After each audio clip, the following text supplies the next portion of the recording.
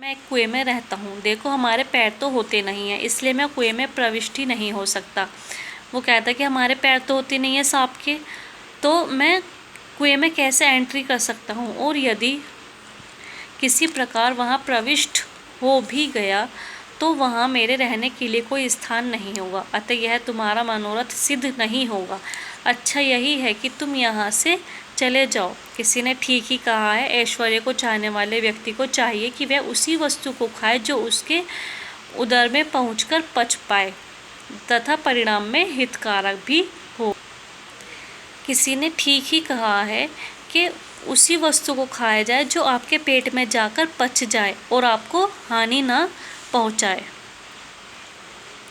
यह सुनकर मेंढक बोला, महाशय आप चले तो आइए, मैं बड़ी सरलता से उस कूप में आपको प्रविष्टि करा दूंगा। वो कहता कि आप चलिए तो मैं उस कुएं में आपको बहुत आसानी से एंट्री करा दूंगा आपकी।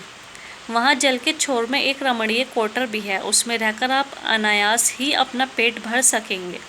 उसकी बात सुनकर सर्प सोचने लगा कि वह वृद्ध हो चला है, कभी संयोग से ही कोई चूहा उसके मुख में फंस पाता है।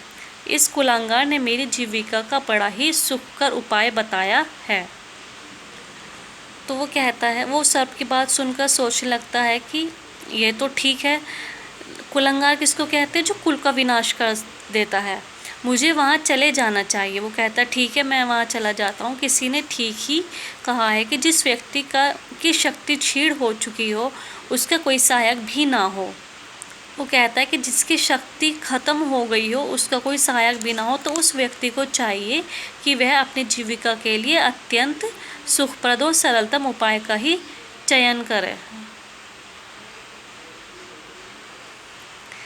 यह विचार कर उसने गंधर्व से कहा, ठीक है तुम आगे आगे चलो, मैं तुम्हारे पीछे आता हूँ।